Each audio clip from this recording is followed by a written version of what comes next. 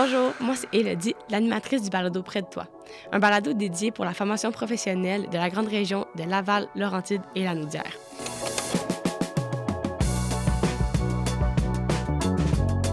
Bonjour, aujourd'hui on reçoit Rose Dumas, une diplômeuse de la formation professionnelle. Donc Rose, comment ça va? Ça va très bien, toi?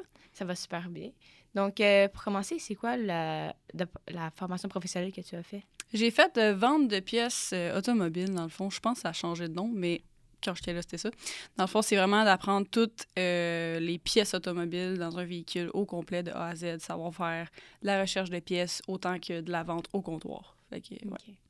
Et comment t'es venue l'idée de faire la formation professionnelle? Je te dirais que, bon, j'ai jamais été l'élève au secondaire qui avait les meilleures notes de 1. Fait que l'option pour moi d'aller au cégep, je veux dire, je suis allée, puis ça a duré 2 semaines, puis j'ai fait, OK, clairement, c'est pas pour moi. Puis je me suis dit, pourquoi pas aller concentrer carrément dans un sujet que j'aime, qui était l'automobile en général. Okay. Donc, quand on est au cégep, malheureusement, il n'y a pas vraiment de profession dans ces alentours-là. Je veux dire, dans l'automobile, à part génie mécanique. Il n'y avait rien pour moi, donc c'est pour ça que j'étais vraiment directement dans la formation professionnelle. J'ai fait ça pendant 1 an. En fait, correction, ça a duré comme 2 ans parce que c'était en plein milieu du COVID.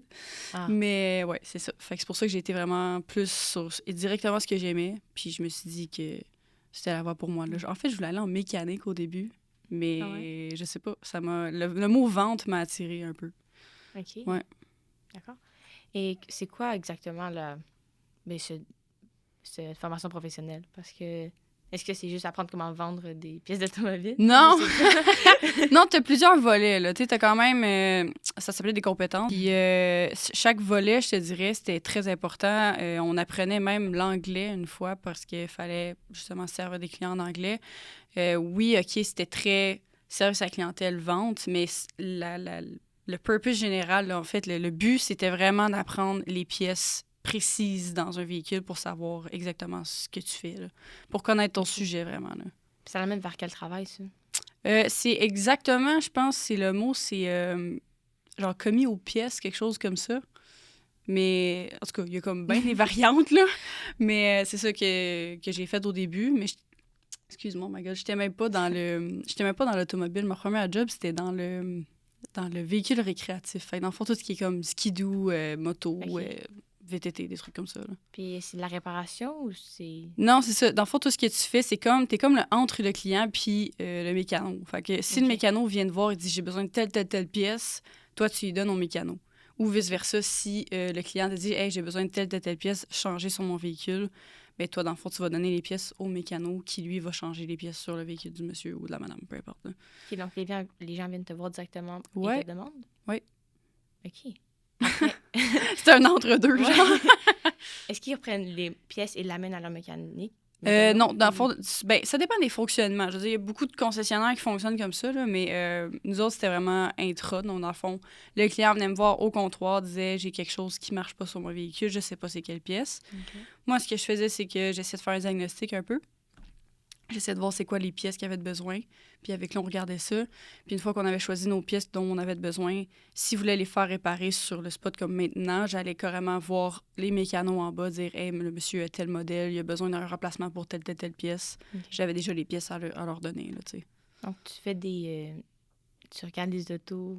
Je sais pas comment le dire. Je suis pas...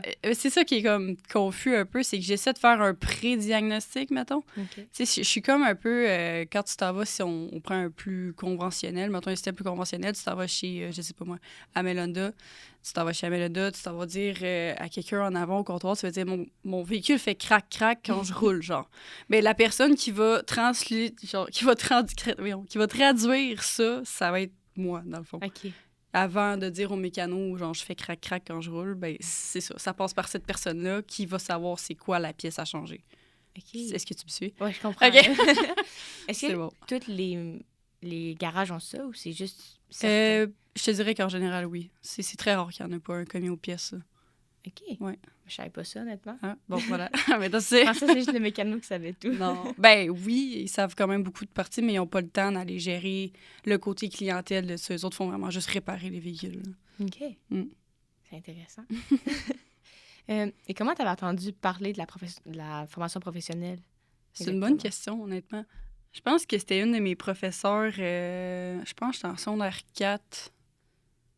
je pense que c'est un de mes professeurs qui m'avait mentionné cette possibilité-là parce que, tu sais, on regardait un peu, bon, quel cours que j'allais prendre en secondaire 5, etc. Puis, tu sais, qu'est-ce qui allait m'avantager, mettons, au cégep, même si j'avais pas nécessairement envie d'aller au cégep parce que j'avais rien qui m'intéressait. Bien, c'est là qu'elle m'a comme mentionné cette possibilité-là. Puis j'ai fait comme, OK, mais pourquoi je suis obligée d'aller au cégep, dans le fond, genre? Fait que, ouais, ça a été quand même assez facile, mettons, d'introduction pour moi, là. OK, ouais, donc tu savais déjà dans quoi tu voulais aller. Ouais, j'avais une très bonne idée, là. OK. C'est sûr que j'étais pas médecin. Ça, OK. Exactement. D'où vient ton intérêt pour les voitures? Est-ce que c'est... Oh, ça fait longtemps, ça. Ça part classique. C'est classique, mon papa, là, qui m'a introduit à ça. Lui, en fait, il a fait de la course automobile quand il était jeune. Puis, il a été aussi mécanicien. Il a fait bien des affaires là-dedans. Il y avait un garage aussi. Fait que je te dirais que j'ai tout le temps baigné un peu là-dedans, là. OK. Puis aussi, bon, depuis que j'ai peut-être 4 ans, là, je demandais à mon père qu'on prenne l'auto de course, là, tu sais. OK, ouais. Ça a été pas mal tout le temps moi, je te dirais. OK. Est-ce que tu as déjà pensé à faire un autre truc en rapport avec les automobiles que la vente de pièces automobiles? Oui. Ben, en fait, au départ, comme je te disais, je voulais vraiment... Ce qui m'intéressait, c'était la performance. Donc, tout ce qui était niveau tuning, qu'on appelle, dans le fond, c'est vraiment comme une école de la vie, ça, en fait. Il y a personne qui te le dit comment. Tout le monde a sa propre recette. Fait que tu apprends un peu sur le terrain. Mais il te faut une base quand même en mécanique puis en pièces pour savoir de quoi tu parles. Fait que ce que je me suis dit, bon, OK, est-ce que j'ai vraiment envie d'aller dans une job conventionnelle de mécanicien que comme tu te pètes les mains, c'est difficile physiquement, tu es tout le temps un peu dans la crasse du véhicule, ça me tentait pas vraiment d'avoir ce côté-là. OK. Donc, c'est pour ça que ça m'a vraiment attiré plus vers la vente, que là, t'es plus en contact avec les gens, puis t'as moins de sales jobs, mettons, entre parenthèses, à faire. Là. OK. Ouais. Puis pour les élèves qui veulent aller dans le milieu automobile, peux-tu expliquer brièvement c'est quoi la formation que tu as reçue? C'est quoi qu'on t'a appris à l'école? Oh my God. Beaucoup de choses. Écoute, c'était quasiment développement personnel autant que professionnel. Là. Okay. Je veux dire, surtout dans le service à la clientèle, c'est ce qu'ils apprennent un peu, c'est comme de dégêner aussi, parce que souvent, t'es pas à l'aise avec toi-même, t'es pas à l'aise avec tes connaissances, fait que t'es gêné, tu parles pas beaucoup aux étrangers nécessairement tous les jours de ta vie. Fait que c'est vraiment comme... Ils t'apprennent à vraiment être sûr de toi-même. Puis ça, c'est vraiment une chose qui est importante dans la vente en général, ou le service à la clientèle aussi. Donc, ce que j'ai appris, c'est non seulement ça, mais aussi vraiment comme toute la technicalité, mettons, d'un véhicule, parce qu'il y a plein de pièces qu'on pense qui n'existent pas, mais qui finalement, ça existe. Là. Fait que, ben des choses, honnêtement. Est-ce que ça en a aussi beaucoup appris en dehors de l'apprentissage théorique à l'école? Oui. Qu'est-ce que tu veux dire? À l'école, si j'ai appris quelque chose autre que théorique? Bien, en pratique, est-ce que tu en as plus appris en pratique ou en théorique? Les deux. Les deux. Ouais. Non, c'est ça. T'sais, moi aussi, je suis pas très assise sur un truc puis genre essayer de tout apprendre par cœur. Je déteste.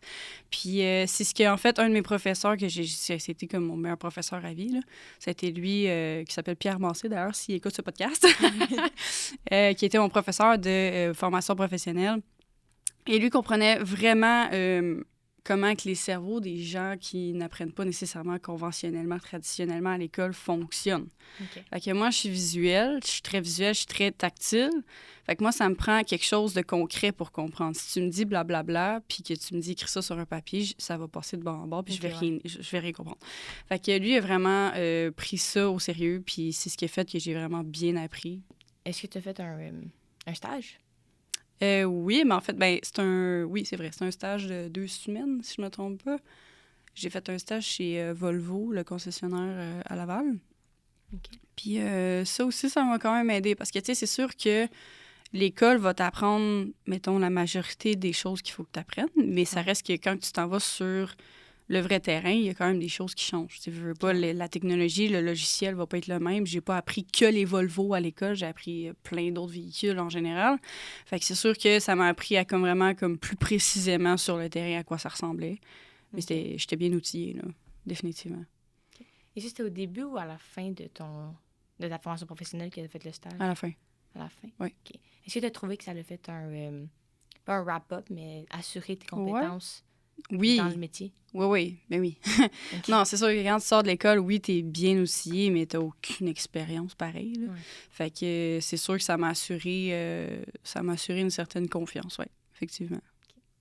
Okay. Et sinon, tu as une entreprise? Oui, je me suis partie, là, ça fait 1 an. Là. Ouais.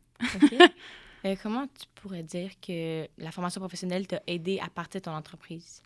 Bon, comme je l'ai dit un petit peu plus tôt, c'est sûr que pour toutes les connaissances et technicalités, ça, c'est sûr que je me suis pas partie de rien en apprenant un peu des trucs sur YouTube. Là. J'ai vraiment comme une formation officielle. Qu'est-ce qui m'a aidé, je te dirais, c'est d'aller focusser sur quelque chose. Je veux dire, j'ai pas fait de cours de français, j'ai pas fait de cours de philosophie en même temps, j'ai pas eu comme 6 cours différents. J'ai vraiment été concentrée là-dedans, puis ça m'a sauvé beaucoup de temps. Puis aussi, c'est que, veux pas, ton cerveau, il est concentré sur une matière. Okay. Fait que t'oublies pas, genre. Je sais pas si tu me suis, là, mais... Il n'y a pas d'autre chose à penser. Non, c'est ça, exactement. Tu dis une chose, puis t'apprends de A à Z cette chose-là, puis t'es concentré là-dessus. Fait que ça m'a vraiment rassurée, mettons. Okay. Et tu as travaillé combien de temps dans d'autres compagnies avant de partir de ta propre compagnie? Quand même beaucoup, honnêtement. J'ai travaillé, c'est ça, j'ai fait mon stage chez Volvo. J'ai travaillé un petit peu après aussi là-bas, ils m'ont gardée. Okay. Ensuite, j'ai été... Oh my God, c'est loin, là. J'ai été aussi dans du véhicule lourd pendant comme 2 semaines, mais j'ai vraiment pas trippé. Okay. Pas que c'était pas... L'équipe était super cool, mais c'était vraiment pas ma passion, en fait, au bout de la ligne. Fait que ensuite, j'ai été, c'est ça, dans le véhicule récréatif. J'ai été dans un groupe comptant, en fait, que ça s'appelle. Puis j'ai resté là 2 ans. Okay. C'est quoi le véhicule récréatif? Véhicule, ben c'est ça, c'est tout ce qui a un moteur qui va pas sur la route, mettons. Fait que ça peut être un bateau, ça peut être un Sea-Doo, ça peut être un Ski-Doo, ça peut être un VTT, des motos, tout ça, là. Qu'est-ce qui t'a motivé à partir de ton entreprise? Oh boy, beaucoup de choses. Bon, j'ai une tête dure, de 1. L'autorité avec moi, c'est... J'ai pas de misère à me faire coacher, mais il faut que je comprenne le pourquoi. Puis ça me dérange, ça m'a toujours dérangé dans la vie, là. Fait que moi, quelqu'un qui me disait quoi faire sans d'arguments, sans d'explication, j'avais beaucoup de difficultés avec ça. Ouais. Donc ça, c'est une chose. Et l'autre chose aussi, c'est que je me suis dit, tu sais, je travaille tellement fort, je faisais du 50 et 55 heures semaine, peut-être même 60 à des moments.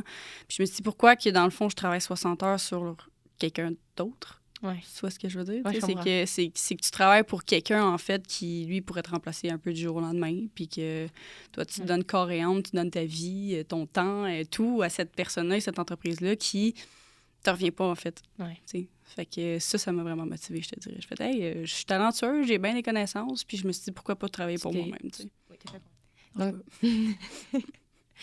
Donc, comment tu penses que la formation professionnelle te donne des outils pour mieux partir en entreprise? Bon, comme je l'ai dit aussi un peu au début, c'est de pas me répéter, là, mais c'est vraiment la confiance en soi puis le développement personnel. Parce que moi, pour vrai, j'avais 0 confiance en mes compétences parce que j'étais pas bonne à l'école dans à peu près tout, sauf éducation physique. Là, ça donne une idée. Fait que je te dirais que c'est vraiment le développement personnel que ça m'a amené. Puis je me suis dit, OK, finalement, je suis pas stupide, dans le fond, j'étais juste pas dans la bonne place, tu sais. Ouais. Puis, j'ai excellé dans mon DEP, j'ai tout réussi facilement quand même.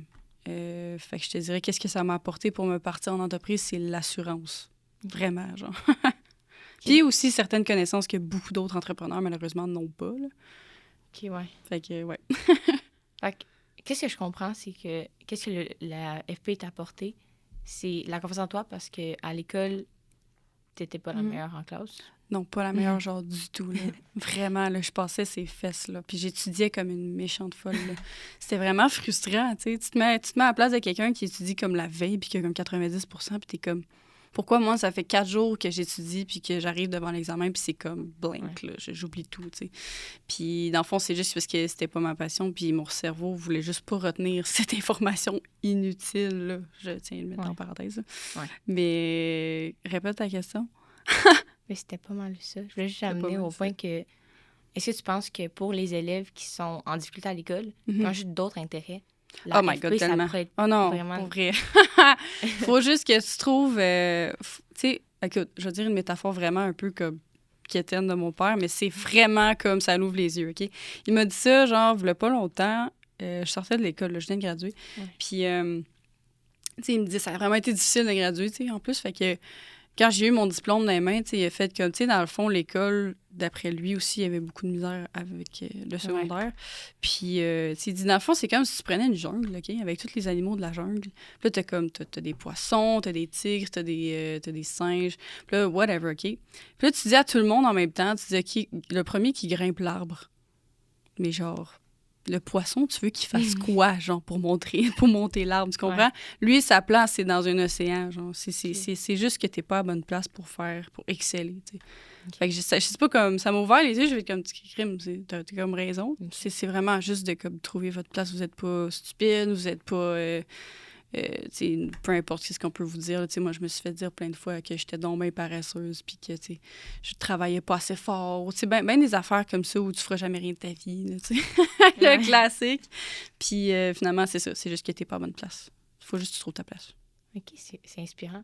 J'avais jamais pensé à cette métaphore-là. À vous, hein? Ouais. Shout-out à mon père. OK. Ensuite, pendant ta AFP, tu as appris des connaissances. Est-ce que tu trouves qu'ils sont encore utiles à ton métier aujourd'hui? Absolument. Ou tu as appris plusieurs choses dans le passage qui t'ont plus aidé à...